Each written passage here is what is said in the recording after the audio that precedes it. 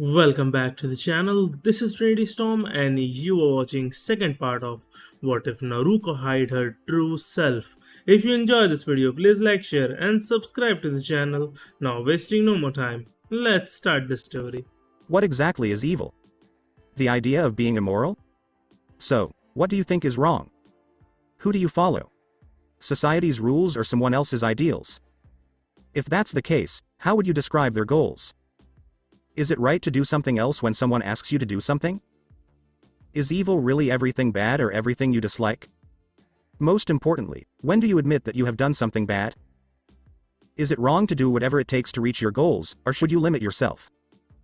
How do you tell the difference between good means and bad ones? Auto Team, Forest of Death.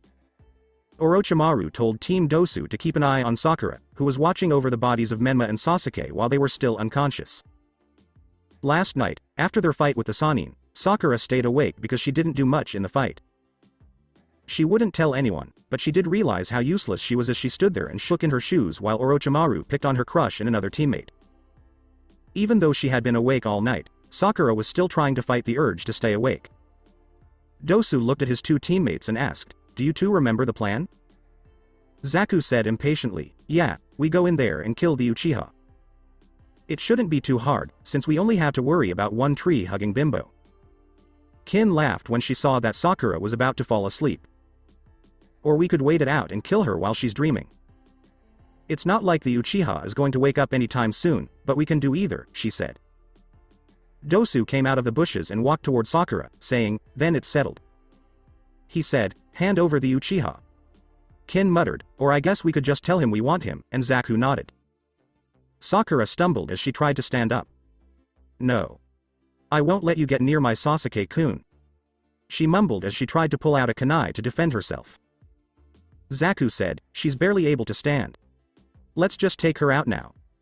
Then a tree log hit him in the head. Kin said as she dropped a kunai into a leaf-covered pit, "Okay, so she was smart enough to set up traps." Dosu sighed as he kept moving towards the kunoichi with the pink hair. Which took almost 20 minutes because Sakura had set up a lot of traps. Which led to them either avoiding the splinters or getting them all over their bodies. Then, Rock Lee, a genin who had been a shinobi for a year, came along and caused more trouble. He is also known for his bowl cut and green jumpsuit. "I won't let you three old enemies hurt the lovely Sakura-chan," said Lee before making a heart come out of his blinking eyes to scare Sakura. Dosu asked, "What the hell is this?" Before Lee started a taijutsu fight with him. Rock Lee had been a tough opponent for Dosu, but in the end, he couldn't beat Dosu, Zaku, and Kin, who was using genjutsu, along with a little help from Kin. Lee also didn't help when he sneaked away from his team earlier to train hard without them knowing. In the end, Lee's failure was because he wasn't ready. With a strong blast from Dosu's gauntlet, which caused the ninja with the bowl cut to lose. With that, Sakura could do nothing but watch as Lee landed in front of her and passed out. This made Sakura an easy target for Kin, who attacked her several times before picking her up by her hair, pulling out a kunai, and putting it dangerously close to her neck. Kin said, "You lose, girly," as Sakura tried to pull Kin's hand out of her hair. Team 10 can be seen watching from afar. Shikamaru asked Ino, "Hey, should we get involved?" Choji said nervously, "I hope not, because you saw what they did to that kid with the bowl cut." Ino, on the other hand, kept quiet because she wasn't sure whether to help her former best friend and fight some enemy ninja or to turn around and run away from a problem that didn't involve her. She had also thought about how her beloved Sasuke-kun's life was also in danger. So she had to take that into account as well. "I don't know, but maybe we should just keep looking. I'm sure Sasuke-kun will wake up and save the day," said Ino as both boys groaned. Team Guy was also watching, but they were farther away. Neji was shaking his head at the stupid things his teammates did, and Ten was sure she didn't want to step in. It was pretty sad that the Konoha teams left their own behind, and it was even worse that they did nothing but sit there and watch. Even though this is a test, especially since it has to do with life and death. It didn't make a certain sorceress happy. Naruko told Kingu and herself as they went into the trees, "It looks like Konoha is still as weak-willed as I said before.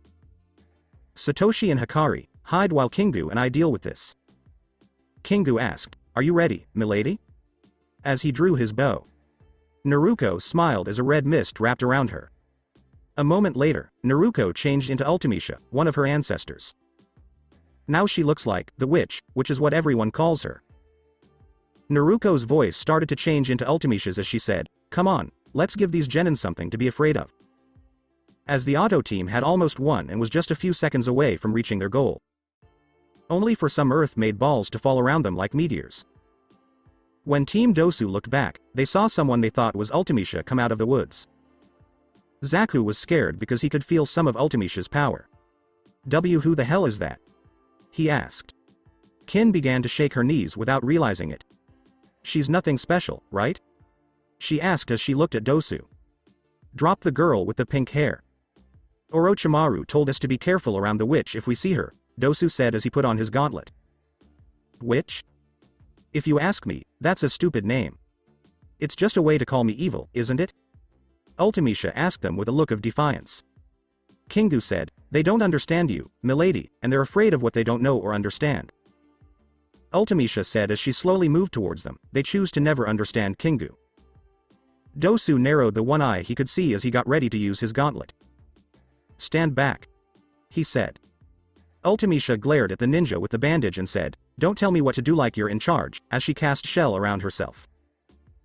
Dosu yelled, resonating echo drill. But the shell blocked the attack and turned it into a small sound vibration. Zaku said, "You didn't aim right." Decapitating airwaves. When the same thing happened to him. As the wind magic sent the team flying in different directions, Artemisia rolled her eyes and said, "Child's play, arrow." As the three Auto shinobi crashed into the sorceress, they were all around her. They soon got cuts all over their bodies and clothes because they didn't know what would happen when they used wind-related techniques. They didn't stop trying to attack, though. They quickly got back on their feet and attacked all at once. Extremely decapitating airwaves. The echo drill is ringing. Shadow Senbon. Artemisia quickly spread her wings and flew over them as they hit each other with their different attacks. From there, they all attacked her with kunai and shuriken, and some of the attacks were explosive. Artemisia said, "None of you have trained enough. This farce is over." She then waved her hand and called more magic to herself. "Quake," she said, and with that word she cast a spell on the earth that made the ground start to move.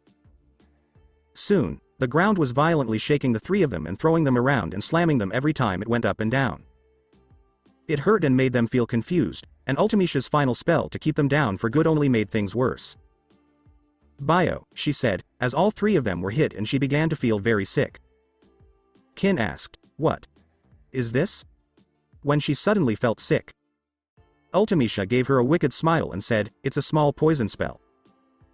Don't worry, you'll live, but you won't be so comfortable," before her face changed back to a serious one. "Now, give me all of your scrolls, or your death will be as long as the poison but much more painful," she told Dosu as he nodded. Dosu threw a scroll called Heaven and Earth and said, "Please spare us." "Good, now hurry up and leave," Artemisia told the embarrassed Auto team as they ran away from the scene. Artemisia's face never changed as she turned to see that the Uchiha was wide awake. "Finally awake, are you? Here to enjoy your status or demand a fight you can't win?" she asked. Sasuke started laughing maniacally, which made Artemisia groan and roll her eyes at the return of his arrogance. "Now that I have this power, you will be kneeling to me, bitch," he said as black marks started to appear all over his body. "Now, you'll fall behind my hand, and Itachi will catch up with you soon," he told her as he ran up to her faster. Artemisia stepped back and slapped Sasuke away as she rolled her eyes again. "My mood will improve when I see those dry, cracked lips kissing dirt," she said as Sasuke snorted and made several hand seals.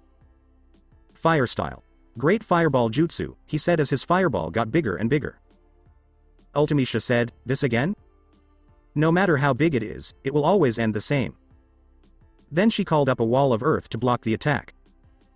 "Holy!" she yelled as a beam of light hit Sasuke. She said, "Kingu, hold him. I don't want Orochimaru to ruin my plans by biting little boys in the woods," as a man with green hair came up and held Sasuke down.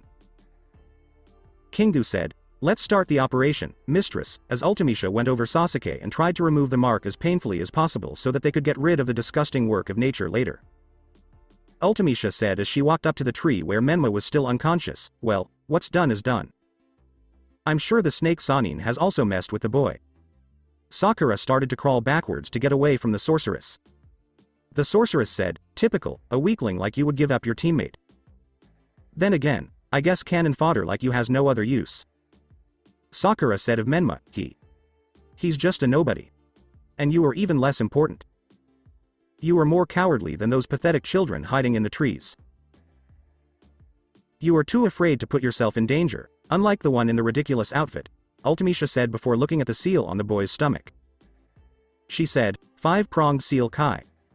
As she broke the seal, Menma woke up suddenly and held his stomach in pain. "Gah! What the hell was that?" he asked before he saw the witch standing in front of him.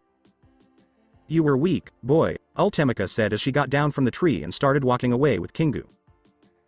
"Wait, why are you after my sister? Tell me," Menma asked. Artemisia laughed at him and said, "Like I said before, you are still blind. You are still a fool who believes stupid things." She then ran off with Kingu into the woods, leaving Menma angry. After a while, at the preliminary. After getting through the forest, the teams that did well were able to gather in the tower arena. But they were told that too many people had passed and that they had to cut their numbers by at least half. Many people were surprised that they had to do more work and complained, but Naruko just laughed at them. It doesn't matter to the enemy if you are ready or not. On a battlefield, the only rule is that you have to win. The only way to win is to make sure your opponent can't stand or is no longer a threat, Naruko thought as she watched small children dressed as adults pretend to enjoy the hardships of war. When the Sandaime talked about war, he said that the Chunin exams were made to replace war. Again, many people were shocked and thought it was a crazy idea to make people fight to stop a war. Again, Naruko only saw fools who were worried about the tasks they had agreed to do. Especially those who come from clans that are well known and whose ancestors lived and died for the values of the village. It's sad that they can't even stand the thought of fighting, let alone pick up a weapon. No one in this room deserves to be called a warrior of any kind. If this was the time of the Shodan, most of them would be ready to die, Naruko thought in a bitter way. Hirazen's speech was over, and Hayate Gecko, the next judge, gave everyone a chance who was too tired or sick to fight. Naruko gave her two teammates a subtle sign to drop out so that the fights wouldn't go on any longer. She wanted this farce to end as soon as possible. Even though Naruko could tell he had a lot of Junin reserves, the Kabuto man had already said he had to drop out because he was tired and didn't have enough chakra. As I thought, he is not what he seems to be, Naruko thought with suspicion. Satoshi, playing the role of the energetic and optimistic shinobi, said, "Man, I was really excited about becoming a Chunin, too." Hikari sighed and said, "Satoshi, you need to calm down.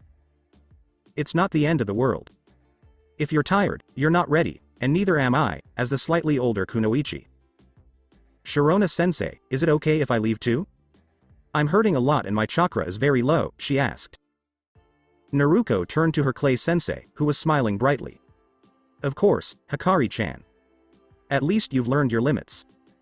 Satoshi, take this time to think," Shirona said as she played the motivational adult mentor. Satoshi tried to be encouraging by saying, "It still feels wrong, but good luck, Naruko. If you become a Chunin, don't forget about us." Naruko gave them a thumbs up and said, "I've got this, guys." Before she left with Satoshi, Hikari smiled and said, "At least one of us can still do their best." As soon as an electronic board came out of the wall after Kabuto and her two clay servants left, the matches began. It quickly started to move quickly through different names until it found the first match. Sasuke Uchiha vs Yoroi Akadu. To keep things short, Sasuke did a good job at first and caught Kabuto's teammate by surprise. Almost like he didn't expect to see the Sharingan at all. Even Naruko didn't know that the seal was supposed to make Sasuke weaker whenever he used his dojutsu. But when the seal was broken, that problem went away, and Orochimaru's plans ran into even more problems. Even when things didn't go as planned, Yoroi proved to be a tough opponent. The man said that he had some kind of bloodline or power that gave him the ability to take his opponent's chakra. Even though Sasuke was able to get past the pain and use a technique called the Lion's Barrage, which was just a bad copy of Rock Lee's technique, it didn't help. In the end, Yoroi passed out after taking a hard blow to the head. As Yoroi was being taken away, Hayate said, "Winner. Sasuke Uchiha." After that, there were a lot more matches in the preliminary rounds. Zaku Abumi vs Shino. Masumi Tsurugi vs Kankuro. 10-10 vs Tamari. Shikamaru Nara vs Kin Suchi. Gaara vs Rock Lee. Dosu Kinuta vs Choji Akamichi. Aside from Shino and Rock Lee, Naruko rolled her eyes at the overall fights. The fights against Konoha have been a bit unfair because Shikamaru relied on luck because Kin was too clumsy and didn't pay attention to her surroundings before she was knocked out. Putting that aside, she could only guess what would happen when those fangirls joined their fights. There were also other towns. About one team was for Kiri, one for Kumo, and one for Iwa, but none of them have yet to take part. Sakura Haruno vs Ino Yamanaka vs Naruko Uzumaki. This was odd, because even the Hokage thought the system looked a little off. These fights should be set up automatically, but something must be wrong because there probably needed to be a 3-person fight even though there were an odd number of fighters. Usually, the last person gets a free pass and fights the winner of the last fight in the finals. Naruko just shrugged it off while Sharona smiled at her. Then Naruko jumped down and waited for the other two girls to catch up with her. He could see arrogant smirks from both of them as they took their sloppy positions. Sakura uses a taijutsu stance from an academy, and Ino uses one that most likely comes from the Yamanaka clan. Naruko did nothing but stretch while she waited for Hayate to say it was time to fight. "Are all the competitors ready?" Hayate asked. Sakura grinned and said, "Ready." "Me, too." Ino replied with her own smirk. Naruko smiled and took a step forward. She then put her hands behind her head, puffed out her chest, and lifted one knee. People started to sweat because Naruko looked like she was posing for a fashion magazine. Many people wondered if she didn't know what was going on, while assuming she was not very smart. But as her body began to glow, the shocked and confused looks that had been on their faces changed. Her bunches were gone and were replaced by long, beautiful hair. Her white shirt and shorts were replaced by chest armor, and her sandals and leggings were replaced by greaves. She took her arms off and spread them out. A fine silver shield with the clan symbol of the Uzumakis and a silver sword with a unique design appeared. "Let's stop being so stupid." As she got her shield and sword ready, Naruko said. Hayate quickly got over his surprise and said, "Begin." "Cha, a fancy outfit and a sword will help." As she ran up to Naruko and tried to punch her, Sakura said, "It's lucky that this little scumbag looks like Menmabaka." She thought, "I've wanted to hit him for a long time, and now his loser cousin or whoever she is will do it for me." Naruko raised her shield and did nothing but wait for Sakura to hit it with her fist. What happened next was a loud snap, and then Sakura fell on her bottom. After that, Ino threw a few kunai, but Naruko's sword slashed them all away like they were just bugs. "Now, girls, be good and lay your heads down. Give the tests to someone who can do well on them." Naruko made up rhymes to annoy the girls. "Like hell. You're probably trying to use your fancy weapons to get close to someone like Sasuke-kun." Ino said this because she thought that brooding boys were the center of her world. "Are we mixing ourselves up with other people? I can't even begin to imagine how bad your life must be." Naruko taunted. Ino got a tick mark on her head. "Don't act like you wouldn't fall for all that," she said as she pointed to Sasuke, who was so tired that he looked like he got hit by a bus. "Your thoughts are so simple. That trying to listen is a test." Naruko kept making fun of Sakura until she tried to sneak up on her and Naruko kicked her away. "I'll show you, immature." Ino yelled as she ran towards Naruko with the intention of punching her out as well. Naruko quickly blocked the punch and hit her in the stomach with the sword's handle, saying, "You will regret this." She said, "You're taking on more than you can handle." Then she grabbed Ino by the collar of her shirt and threw her away. A white-haired boy from Kumo was scratching his head and saying, "It's like listening to B-sama if he was actually good and serious in a fight."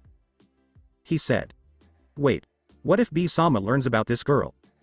So he gets Raikage-sama to take her away so she can teach him how to rap better."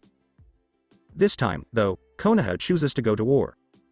Even worse, she is the Jinchuriki of the Kyuubi, so B-sama and Yugito-sama have to fight in. When a girl with red hair hit him on the head and picked him up, he stopped talking nonsense. "I didn't come to these tests so you could keep believing in your conspiracy theories, Omoi," yelled the girl. Back to the fight, even without weapons, it wasn't easy for Ino and Sakura to win. Naruko was better trained to fight than the others. Naruko worked on getting a good enough body to fight, even though she didn't know she was training to learn the real Ultimicia's magic. Even though Ino had practiced her taijutsu, she moved too slowly and didn't have enough power. So a few punches and kicks weren't enough because they were met with more attacks. Naruko slammed her elbow into Ino's stomach, which was already pretty thin from all the dieting, with a good leg sweep. Sakura wasn't any better, since punches to the stomach and kicks to the chest kept knocking her out and making her stop and pant heavily. Sure, Sakura's punches were a little stronger than Ino's, and they were a lot stronger when she was angry, but her attacks were slow and clumsy, leaving her wide open. The game was over even before it began. Ino had tried to use the bloodline of her family to get into Naruko's mind and make her give up or let Sakura rough her up a bit. Which stopped when Naruko again used Shell. Just as Ino's mind was about to go back to her body, Naruko raised and lowered her hand. Then she said, "Thunder," and Ino's body was hit and sent backward. As Hayate said that Ino couldn't go on, Sakura started to step back in fear. "I think I can't win," she said. "Oh no, you don't." Naruko replied with her own smile. "Think of your mom's debt as being very high." She yelled, "Quake!" as the floor under Sakura began to move on its own and start tossing her around before crushing her slowly. Naruko stopped the spell by snapping her fingers. "She's dead, too," she said as she turned around. Then, out of nowhere, Kakashi came up behind her with a handful of lightning. When they saw the copy ninja's signature move, all of the Junin went wide-eyed. The Hokage and a few Anbu and Junin were about to jump in when Sharona jumped between her student and Kakashi. Sharona pulled a chain from her sleeve and wrapped it around Kakashi's hand before his jutsu could hit anything. The woman with blonde hair quickly turned Kakashi around and punched him in the back of the head. She then put chains around his neck and twisted one arm behind his back. Before he knew it, Kakashi felt as if the chains were pulling up on both his arm and his neck. Everyone looked up and saw that the chains were already attached to the ceiling. Sharona held Kakashi's free arm tight behind his wrist before wrapping her other arm around his face. "Do you want to have both eyes taken out this time? You're proud of being able to see what's going on behind the scenes." Sharona told him something as she reached for the glass eye that replaced the Sharingan eye that had been lost. If Tsukumo-san made any mistakes in his life, it was letting you keep making your own decisions, she said, but the Anbu cut her off.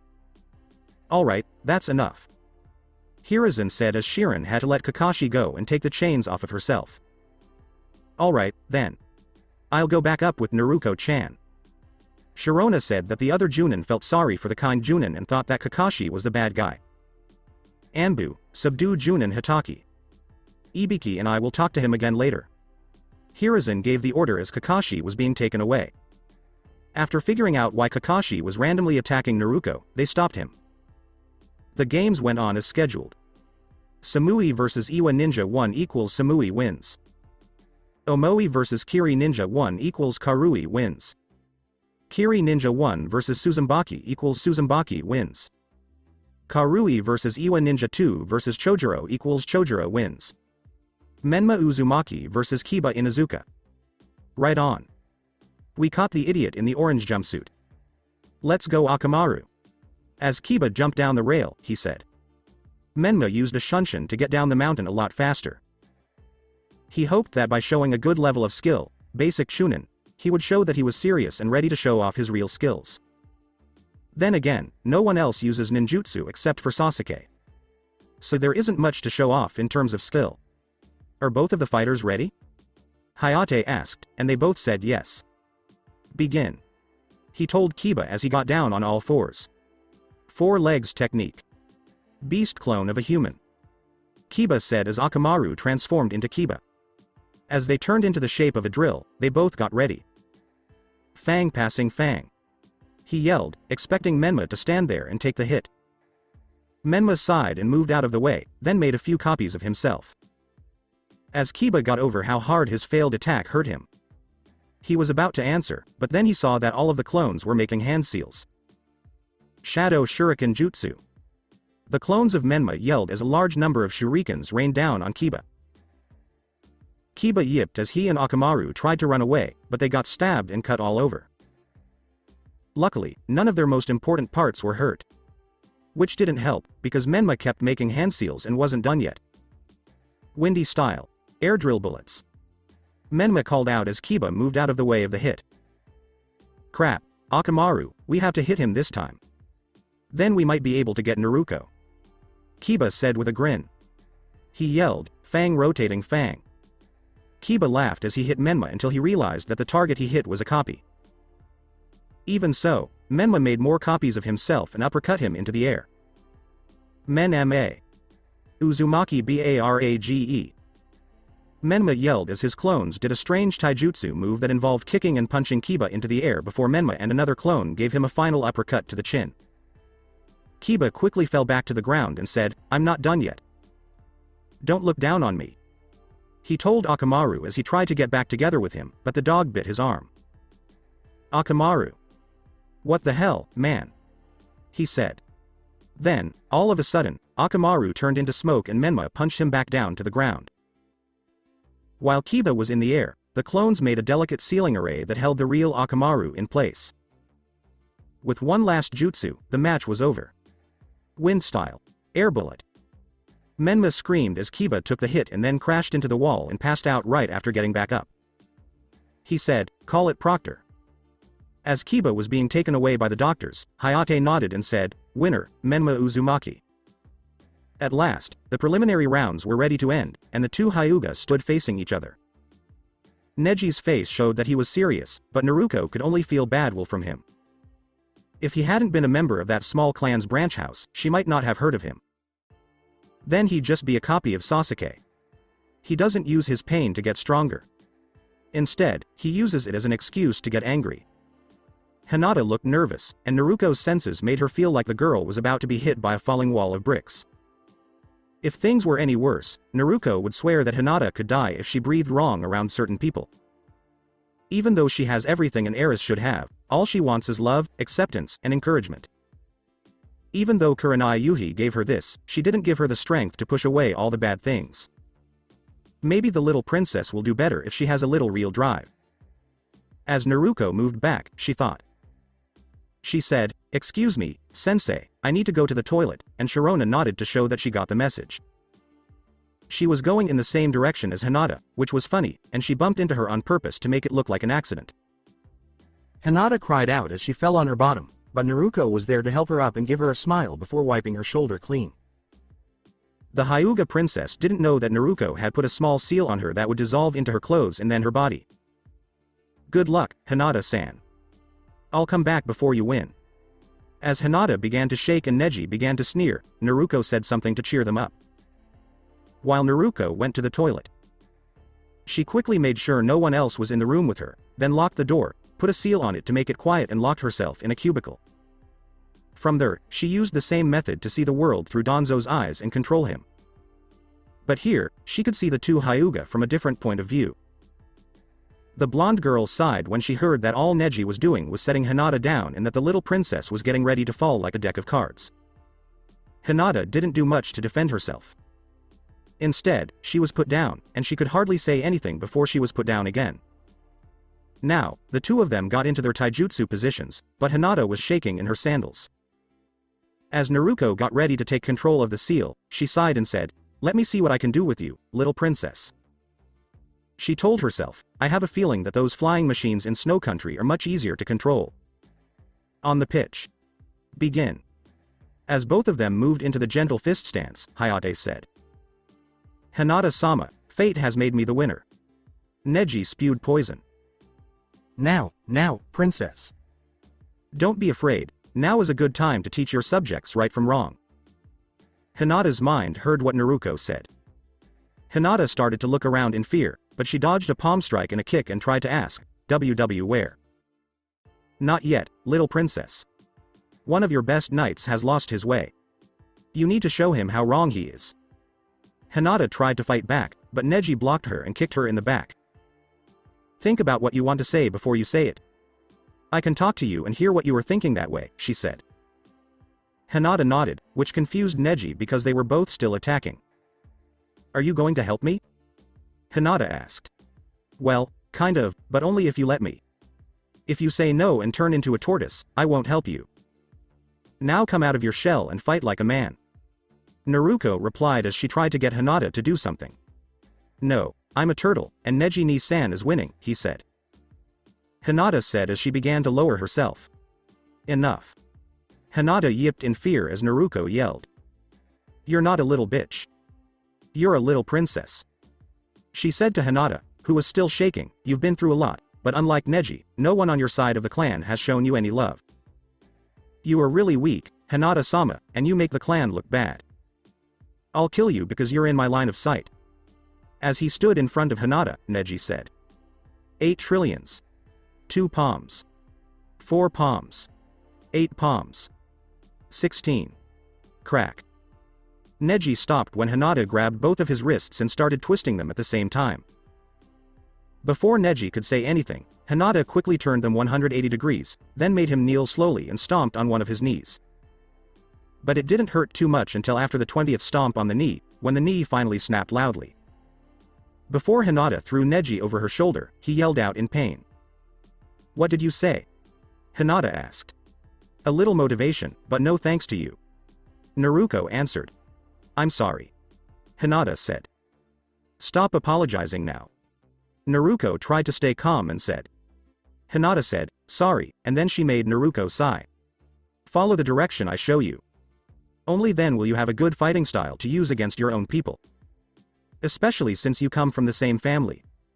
Naruko said that Hinata could move like water because of how flexible she was. Why are you giving me a hand? I don't know you at all. Hinata asked as she dodged Neji's blows and began hitting him in more vulnerable places. Neji's eyes went wide, and Hinata looked like she was moving slower in some ways, but she was still able to hit him in places that were almost life-threatening. It's almost like he was a child fighting a snake that kept biting him every chance it got. Neji didn't know it at the time, but Hinata didn't give him a poison that would hurt him later. The outcome of this match would affect his career as a shinobi and probably her life as well. As for your questions, I am Artemisia, student of the great and powerful sorceress Artemisia. Naruko said with a laugh that sounded like it came from a bad guy. Hinata said, the witch. Don't say that to her. In answer to your other question, I, too, was once a princess. Child of the dead king of your country and the dead queen of a neighboring country that fell years ago. Hinata's eyes got bigger, but she didn't understand what Naruko was saying. Then why help me? I'm a failure. Hinata asked while Naruko laughed. Once upon a time, there was a princess. She and her twin brother were born at the same time. Both of them were born to heroes, but when tragedy struck, a monster that the queen had locked up in her body escaped. Even with all his power, the king wasn't a god. He was just a man. He was a stupid man who thought his people were as great as he was, but they were really demons with human skin. Naruko told her story. Why does that matter to me? Hinata asked as she kept avoiding Neji's strikes. The king and queen both died when they sealed the demon inside the prince, Naruko said with a frown. The prince was taken away to be trained by a stupid wizard who followed a prophecy made by disgusting slimy amphibians.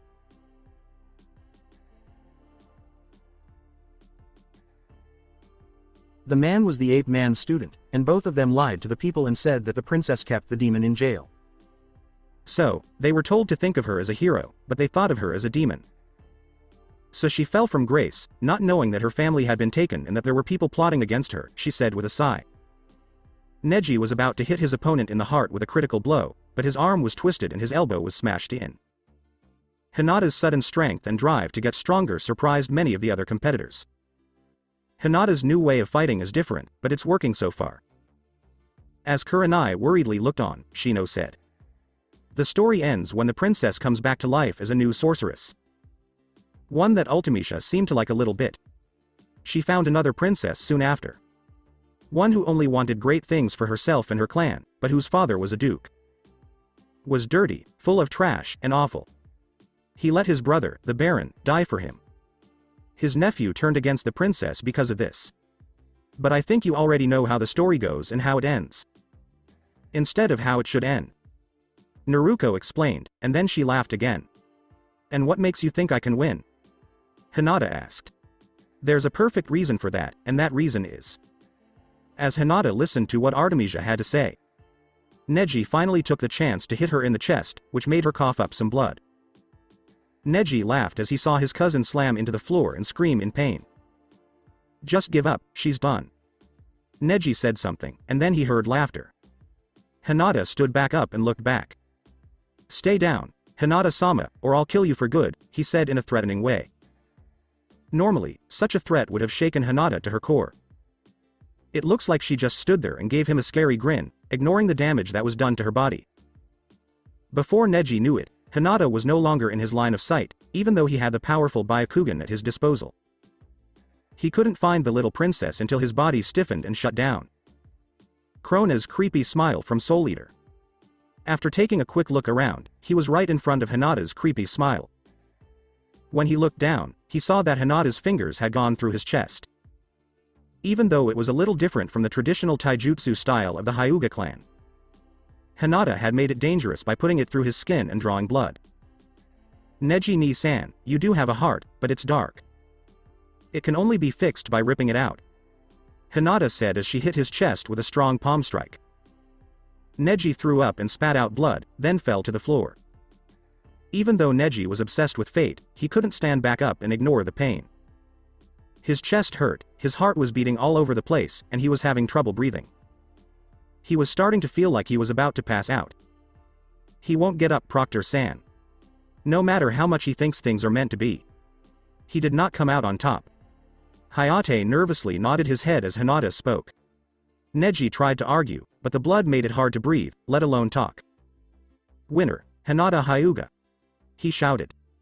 Hayate said as the doctors took the supposed prodigy from the Hyuga family.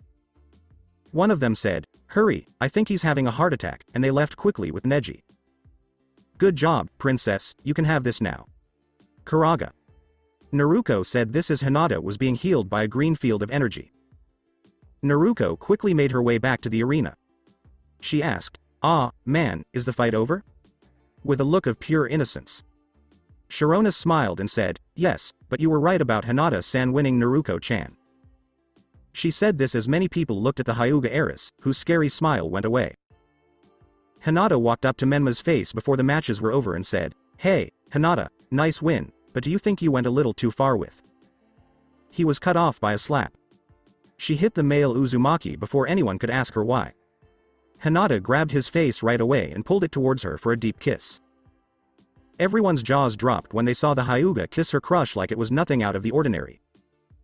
Everyone except Menma, who was obviously holding Hinata's jaw and the rest of his mouth. Menma's hair was as red as his mother's, which didn't help. Hinata had already left when she said, "I hope you enjoyed it, my prince. Because this is not the last time." She said this as she slowly unzipped her jacket until it was half open. Menma started stuttering and Naruko laughed at the sight. After enjoying the scene, Naruko realized that the Princess Ano, the Queen, had already claimed the prince. After getting used to Hinata's sudden change of personality. The winners of each match met with the Hokage to find out about the finals and the rules. It was pretty simple. In a month, the finals will be held in the stadium, and they will have that month to train as much as they want. Foreign competitors could leave to train, but they had to come back before their match. After that, each person got a number to help them figure out who their next opponent would be. After that, everyone was told who they would be going up against in the next round. Menma Uzumaki vs Dosu Kinuta. Sasuke Uchiha vs Gaara. Temari vs Shikamaru Nara. Suzumaki Kamizuru vs Shino Aburame. Samui vs Hinata Hyuga. Chojuro vs Karui. Naruko Uzumaki vs. the winner of match 6. And with that, I'm going to leave you all to prepare for the finals. Hiruzen said this as all of the genin and junin left. He was about to ask Naruko about her new skills when he turned his attention to her. As soon as he saw that the girl had already left the room, he changed his plans. Hiruzen sighed and told the Anbu to follow him with a hand signal. Outside. Naruko laughed because she knew the Sandaime and his ninjas were going to chase her. When she thought about it, she could also feel that swindler who said he was a wise man. Even if it did matter, Naruko was sure she could get away from that idiot Jiraiya and not get caught. As long as Kingu came at the right time, everything should go well from here on out. From this point on, going back would mean your death. Naruko shook her head. She knew that any doubt at this point is just as dangerous as being sure of something. Keeping this in mind, she could feel the different Anbu ninja coming her way. Naruko jumped forward and stayed on the ground just as they were getting close. The Anbu thought it was a bad attempt to get away, so they fired a lot of weapons at them. The Anbu had all scattered, and some of them just barely managed to avoid the many weapons that were flying towards them. Hiruzen quickly took off his Hokage robes to show that he was wearing battle armor underneath. After the barrage was over, Naruko stood up and gave the Sandaime an evil smirk. The old Hokage was confused by the look on her face, but he had to quickly get back on track when something came out from where the weapons had been fired. He went wide-eyed when he saw that the witch herself had come out. Hiruzen hadn't felt this scared since he found out that one of his students, Orochimaru, had been doing experiments on people. Artemisia was here, and as Naruko ran towards her, she put out her arms to catch her. Like a mother who waited for her child to come back and a child who longed to go back to their mother's arms. Naruko, no. Hiruzen called out, but the girl didn't hear her because she was too busy hugging the witch. Jiraiya ran out and tried to hit the witch with a Rasengan. "You can't take my goddaughter," he yelled. Artemisia laughed when she said that she had already cast Shell. "You mean I won't let you hurt my family anymore?" Flare. She yelled as a powerful bright light soon hit Jiraiya. Hiruzen quickly made several hand seals and slammed his hand down. Summoning Jutsu. He shouted as the Monkey King Enma appeared. "Do you seek my services, Sarutobi?" Enma asked. "Yes, Enma, I need your help to stop the witch Artemisia from taking Naruko-chan." The Monkey King nodded and turned into the adamantine staff as Hiruzen spoke. "Like I should be afraid of a big stick," Artemisia said, putting her hand on her head. "Ultima." She shouted just as the Hokage and his subordinates were about to attack at the same time, but the massive attack blew them all away. No one had time to calm down as they all watched Artemisia and Naruko disappear in a swirl of black feathers. "I've let you down, Minato and Kushina, haven't I?" Hiruzen asked as he slammed his fist into the ground in anger. With Naruko. "I'm sorry I'm late, milady." Artemisia said this as she showed that she was really Kingu in a disguise. "Don't worry about something small, it's fine. You did your job perfectly, and now the old man and that excuse for a Sannin are sad and not ready for what's coming." Naruko said with a smirk as Kingu nodded. "Alright, let's talk about completing missions. I was able to find Tsunade Senju and her assistant. After a short fight with some sketchy debt collectors and thieves. I told her, and she should be here no later than 3 days from now." Kingu explained as she made Naruko's mood even better. After a few days, hospital. Tsunade Senju, the strongest Sannin in terms of physical strength and possibly the best doctor the elemental nations have ever seen, had to go back to the place she hated the most. She isn't talking about either Jacksonville or a certain prison in Siberia. Tsunade had left with her apprentice Shizune after she lost her family and the people she loved most. She drank and gambled away years of her life because she didn't see any other point. She thought that her grandfather must be turning over in his grave because of what she had become, but then again. Tsunade felt like she had no other choices in life, and Shizune was almost ready to become a personal nurse and would be ready to get her body ready for a casket when the time came. Aside from the jokes, after hearing from a man with green hair and getting a strange summons made of earth, Tsunade dragged her assistant and pet pig, Taunton, back to Konoha to deal with 2 stupid people she thought she could trust.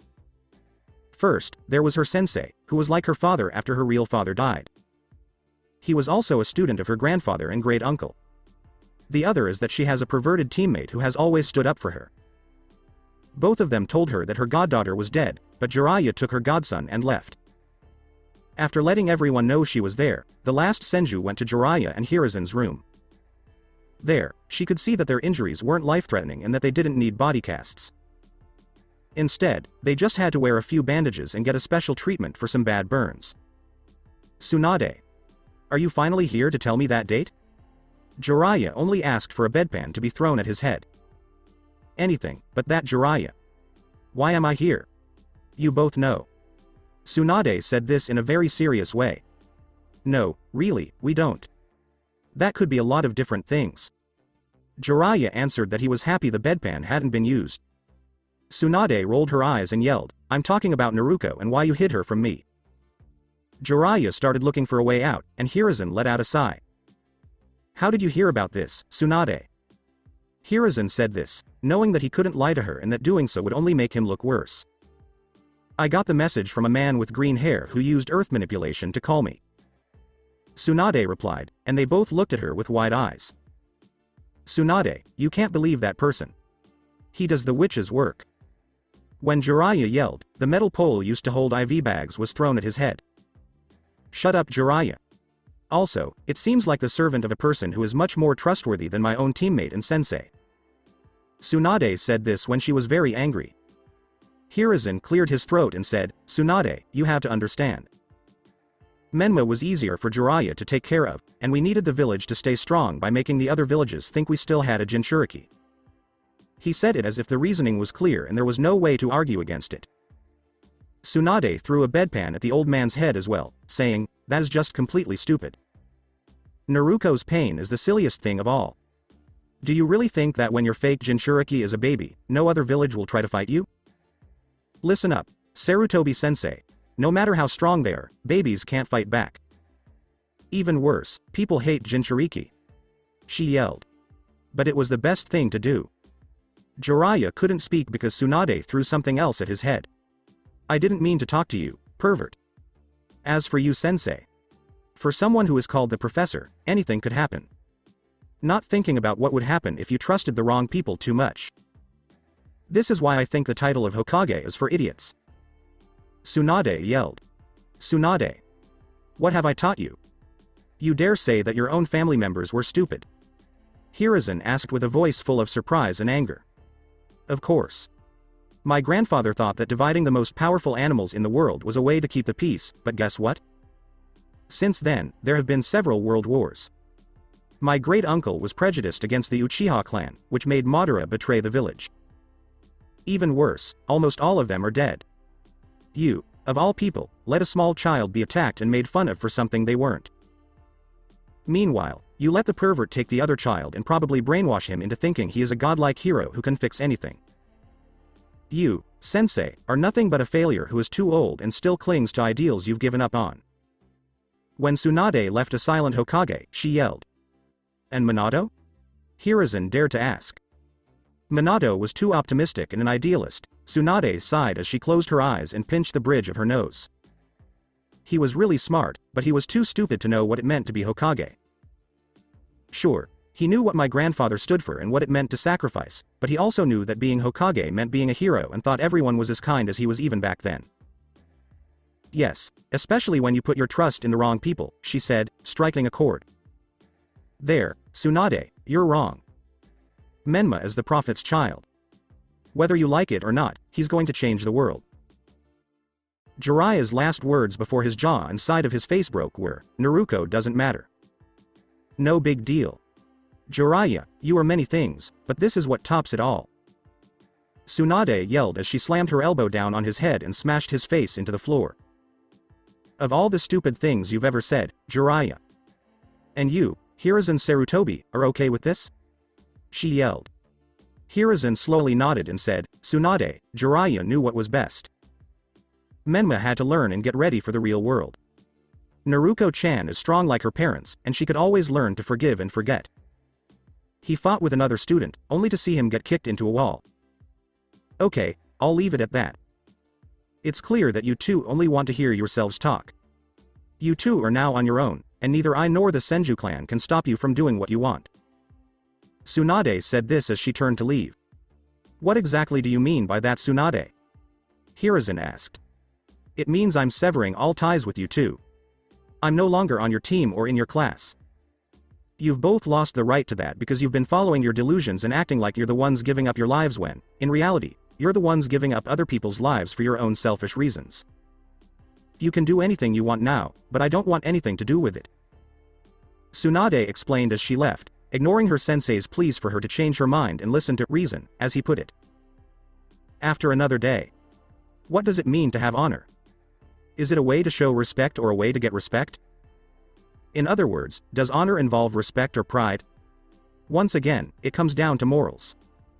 What does it mean to be moral, and what makes someone so important that you want to remember them? Obviously, it's what they've done with their lives and what they've taught their children. Naruko stood in front of the few people she wanted to show respect to. She stayed out in the open, though, because there was a quiet hunt for her and her persona as Artemisia. She wore a black Cossack hat and a dark coat to hide her hair. She also wore sunglasses to hide her blue eyes. I hope that you're proud of your son Dai. As she smiled at the grave in front of her, Naruko said. Made a die. Before moving on to the next grave, Naruko put a white flower on the man's grave. Another man who had always been loyal to the village and never asked for anything. Another man was in the running for Yondaime Hokage, and he was just as loved, until he got a human-like consciousness. Sakumo Hitaki. Naruko sighed. What would you do, Sakumo-san? Had you given up because you thought your neighbors had left you? Or did you kill yourself because you knew you had nothing left? That no one cared about, foolish beliefs? She asked before putting a flower on his grave as well. I hope you are at peace now. I don't mean to be rude, but there's nothing left for you here. Don't worry about anything or anyone, she said as she was leaving. As Naruko left the graveyard, she changed her clothes. Naruko decided to go back home when she was done with all of her visits. She would definitely have to find Tsunade and ask her for a few favors. Naruko went away in a spiral of black feathers when she found a place where she wouldn't be seen. Death's Forest. It's weird, I've lived here my whole life, but it felt so strange to run around the edges of my home. Naruko said this as she talked about the second stage of the Chunin exams. Then again, no one was able to find my exact home, she said as she put her hand out in front of her and made a strange ripple. Naruko walked through the ripple with a smile. She took a deep breath as she went through it and smiled when she saw a gothic castle that would normally scare weak-hearted people into giving up. This castle used to belong to the real Artemisia, and she locked it up before she died. It was now Naruko's inheritance, even though she had to clean up all the dust because there wasn't much going on in the castle. It looks like the sorceress of the Uzumaki clan liked being alone. Inside of the castle. As Naruko took off her hat, jacket, and sunglasses, she sighed. She quickly started walking past the main lobby and up to her homemade lab. From the looks of things, her ancestor never bothered to set up a lab. There is a library, a treasure room, an art room, and a throne room, but not a single lab? Maybe it got lost when the building was changed years ago. Oh well. As soon as Naruko walked into her makeshift lab, she saw what she was looking for. It was a strange container that was covered with a velvet tarp, but anyone can see bright colors coming from under it if they look closely. When Naruko pulled off the tarp, she saw a blonde child inside a tube with a blue liquid around it. The child was wearing an oxygen mask. Anna. Show yourselves. Naruko yelled as a girl with a hood, purple hair, and a scythe came into view. Yes, milady? As she stood at attention, Anna asked. Naruko looked at the girl from below. Anna was basically the boy's guardian, and like Kingu, she is very loyal to Naruko. She doesn't treat Naruko like a goddess like Enkidu does, though. Most likely, Naruko used the clay she works with to make Kingu and the other warriors she makes. How is the baby doing? As she talked about the child in the liquid tank, Naruko asked, why? The boy is stable, but he still can't wake up, unless you count the random twitching in his head and eyes. Anna replied. Naruko nodded and said, good, you can rest for now. I'm not going to leave the castle for a while. So, I think I'll take the time to keep an eye on the child. She told me.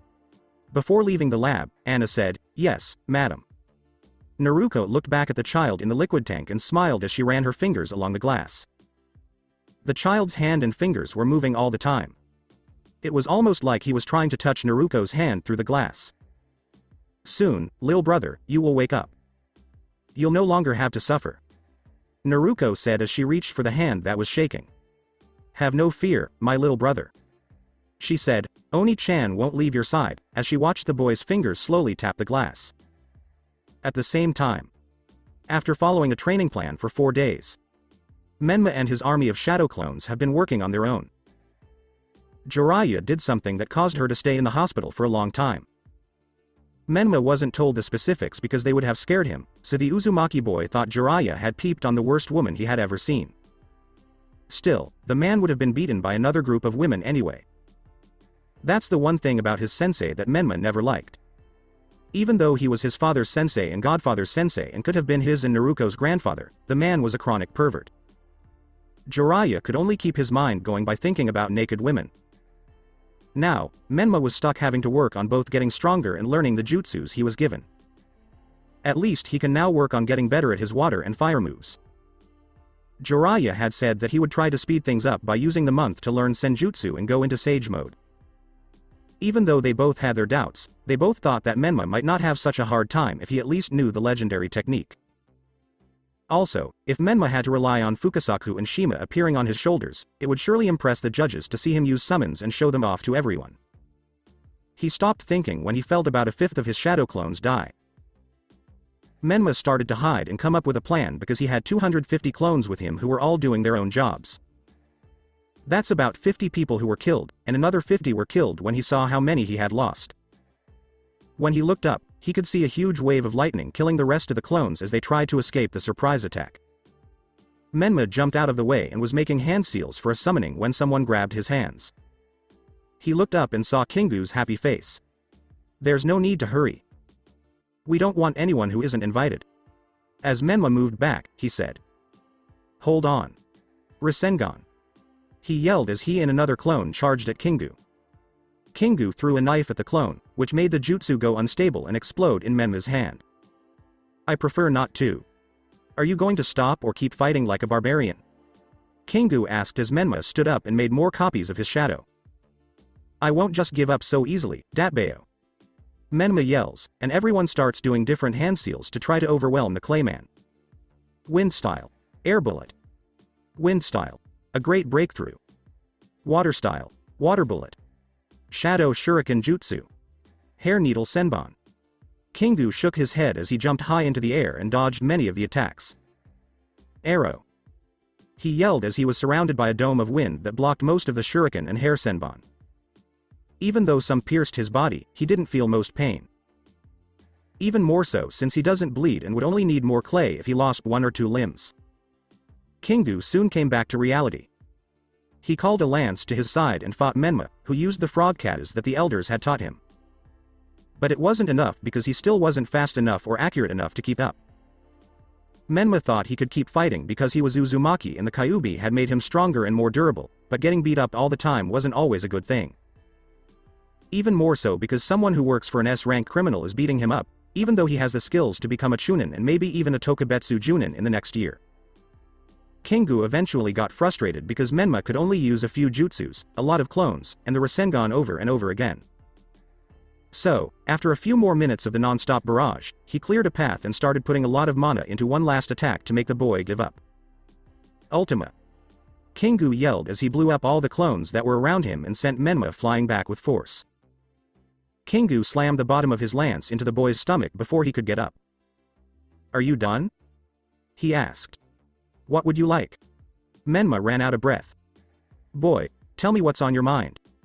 Milady wants to find out how much the toad has changed you. Kingu answered. I don't know why a witch would care if I turned into a pervert, since I'm not one. Menma only said what he did to make the man with green hair frown. Kingu shook his head and said, No, you stupid kid. Milady Artemisia wants to know how much the toad and monkey have kept from you. You don't even know your own sister, do you? He wanted to know. I've never met her because I can't find her. Even though the old man must have lost her address or something, she's always on a mission. Menma said this based on what little he knows. Okay, so do you know about the false Jinchuriki plan then? Kingu asked. Menma tried to deny it right away, but he got hit in the stomach again when he said, I know you are the real Jinchuriki boy. Naruko doesn't have a seal on her, and she didn't know who her family was until Milady found her. Let alone the fact that she was part of a clan or had loving parents. Did you know that many people, including your sensei, attacked her right before she found? He asked. That is not true. You're just trying to turn me against Jiraiya sensei. When Menma yelled, the back end of the spear hit him in the knee. Don't put me to the test. Are you so stupid that you don't know how to treat Jinchuriki? Kingu asked. Menma gave his enemy the evil eye and said, the ones in Kumo are treated like royalty. Because who would dare to touch the Raikage's adopted brother and niece? Not to mention that the Raikage always has to deal with problems. The same thing was said about Konoha, where people think that Jinchuriki are the reincarnations of their Biju. Kingu said. Did you know that Gaara is a Jinchuriki? He was a lonely boy whose father sent people to kill him, which turned him into a killer. In Taki, they don't let their Jinchuriki live in the village. Instead, they use it as a guard dog and keep it outside, he said. No. That just can't be right. You must be making it up. Menma got into another fight, which got him more punishment. I don't understand why mistress sent me here. Naruko-sama was also a bit forgetful when she thought she could trust you. Menma's eyes got bigger as Kingu spoke. What? Asked Menma. Naruko-sama asked me to do it for some strange reason. Milady wants to know if you can be trusted or if you are just another stupid person who puts patriotism above the truth. You are such a puppet that you probably wouldn't care if your poor sister was brutally attacked one day as long as the village was happy. Kingu teased him. No, that's not right. Bring it back. Menma asked for something, but he was sent away after a seal was put on him to stop the Kyuubi's chakra from working. Then maybe you should keep your mind much more open. Even your own father was a fool, but you might be the real Jinchuriki. He wanted you to be seen as a hero because of what you have, but when Naruko-sama got the lie, they turned against her and thought that your father really wanted her to die. Kingu said this as Menma started to think about it. Well, I should get going. He said as he let go of Menma, I hope Naruko-sama doesn't get too mad at me for roughing you up a bit.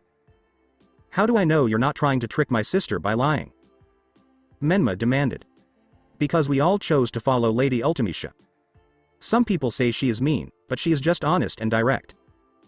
There's no need to make the truth sound better. As he jumped into the air, Kingu said. Alright, you little puppet. He yelled, maybe it's time to cut your ties and find out the truth for yourself. As he ran off into the forest. Only to leave Menma Uzumaki confused and torn because he just found out that his happy, simple life is full of traps and sadness. All of this was done to keep him happy and unaware of how cruel the world is, not just to him but to other people who haven't done anything wrong. So that's it for today. I hope you guys enjoyed it. Don't forget to like, share and subscribe to the channel for more awesome stories like this. Thank you. See you all in my next video.